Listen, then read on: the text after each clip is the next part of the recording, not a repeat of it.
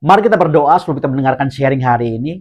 Bapak, terima kasih, kami bersyukur buat kebaikan-Mu, kasih setiamu, sayang-Mu gak pernah habis dalam kehidupan kami. Kami mendengar perkataan-Mu Tuhan. Buka hati kami selebar-lebarnya. Karena kami percaya perkataan-Mu itu akan memerdekakan setiap kami. Tolong kami Roh Kudus, mampukan setiap kami, kuatkan setiap kami Tuhan. Di dalam nama Tuhan Yesus, kami buka hati dan pikiran kami untuk mendengar perkataan Tuhan. Dalam nama Yesus, sama-sama kita katakan, amin. Puji Tuhan, apa kabar kita hari ini? Saya percaya semua dalam keadaan baik dan semua dalam keadaan luar biasa. Karena kita punya Tuhan yang baik dan Tuhan yang luar biasa. Dan hari ini saya mau sharing buat setiap kita. Biar ini menjadi kekuatan buat setiap kita, menjadi perenungan buat saudara dan saya. Saya mau sharing buat setiap kita mendua hati. Apa yang firman Tuhan katakan tentang mendua hati?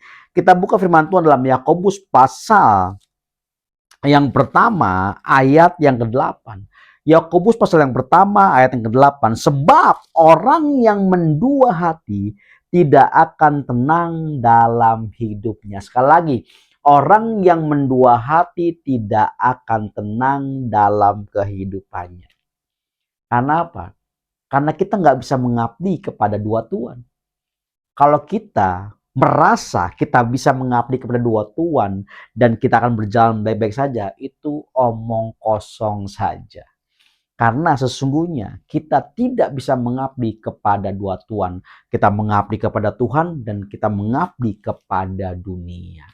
Karena pasti kita akan mengalami ketidaktenangan. Kita akan mengalami kekhawatiran. Kita akan mengalami kecemasan. Oleh sebab itu Tuhan gak mau dinomor duakan. Tuhan mau dinomor satukan dalam kehidupan setiap kita. Jangan sampai setiap kita sepertinya menomor satukan Tuhan. Tapi dalam kehidupan kita menjalani hari-hari hidup kita. Kita seperti mengabdi kepada dua tuan. Kita bilang dia raja dalam kehidupan setiap kita. Tapi kita tidak bergantung kepada dia. Ketika ada masalah dalam kehidupan setiap kita, siapa dulu yang kita cari? Kita cari pertolongan mungkin kepada orang lain. Kita cari pertolongan kanan kiri. Makanya hati yang mendua tidak akan tenang dalam kehidupannya. Firman Tuhan jelas katakan buat saudara dan saya hari ini. Dengar baik-baik. Supaya setiap kita jangan mendua hati. Kalau kita hanya fokus kepada Tuhan, kita hanya sungguh-sungguh mata kita terarah kepada Tuhan, maka kita akan datang dan berlari hanya kepada Tuhan satu-satunya yang kita cari terus dalam kehidupan setiap kita. Apapun yang terjadi dalam kehidupan setiap kita, banyak hal yang akan terjadi dalam kehidupan setiap kita. Banyak hal yang kita alami di depan setiap kita. Tetapi siapa pertama yang saudara dan saya cari? Karena itu menentukan setiap kita mendua hati atau tidak.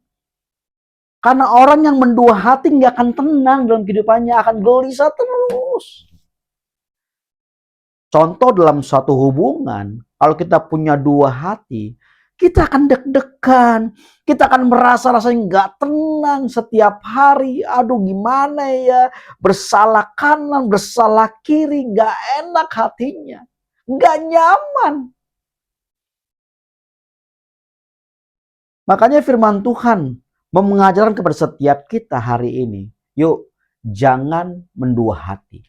Biar hati kita serahkan hanya kepada Tuhan. Hati kita hanya kita fokuskan kepada Tuhan.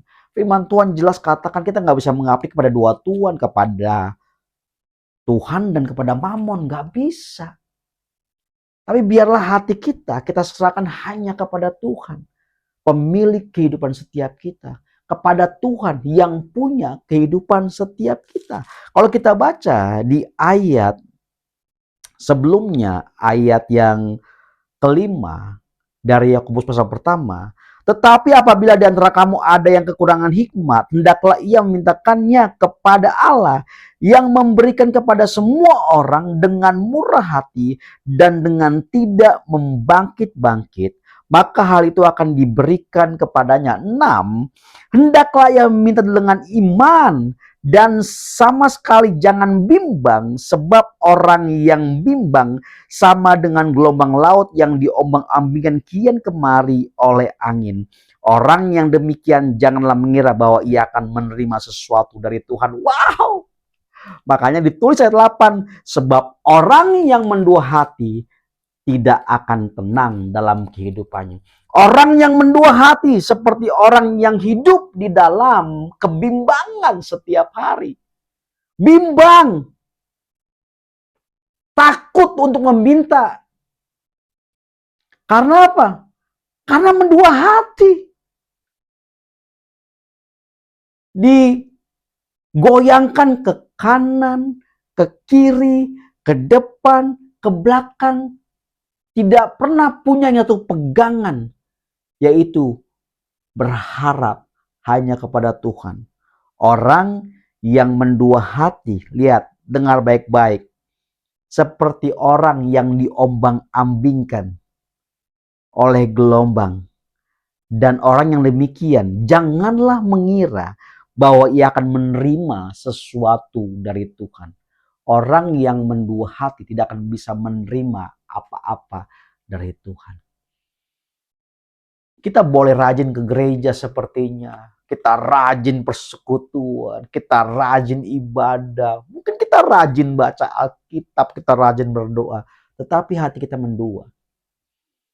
Tetapi hati kita tidak sepenuhnya untuk Tuhan. Kita tidak akan bisa menerima apa-apa. Sekali lagi, orang yang mendua hati tidak akan tenang dalam hidupnya. Dan orang yang mendua hati tidak akan bisa menerima apa-apa. Karena hidupnya ada di dalam gelombang yang mengombang-ambingkan kehidupannya. Sehingga seperti angin yang menghempas ke kanan, ke kiri. Akhirnya terombang-ambing kehidupannya. Nggak bisa fokus kepada satu, yaitu Tuhan, tujuan dalam kehidupannya. Sekali lagi dengar baik-baik Bapak Ibu saudara terkasih Tuhan Yesus. Biarlah melalui perenungan hari ini mengingatkan, menyadarkan kepada setiap kita. Yuk, arahkan hati kita hanya kepada Tuhan. Miliki satu hati kita hanya kepada Yesus. Jangan mendua hati. Tuhan gak mau diduakan oleh dunia ini.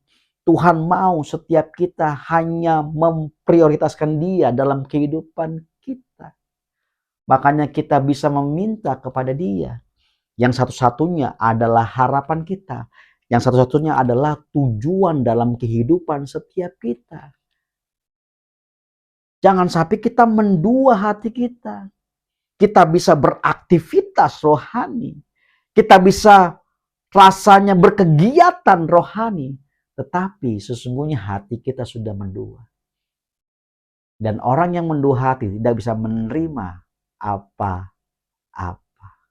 Biarlah melalui perenungan hari ini, setiap kita diingatkan, setiap kita dikuatkan. Kita harus sungguh-sungguh menaruh hati kita hanya kepada Tuhan.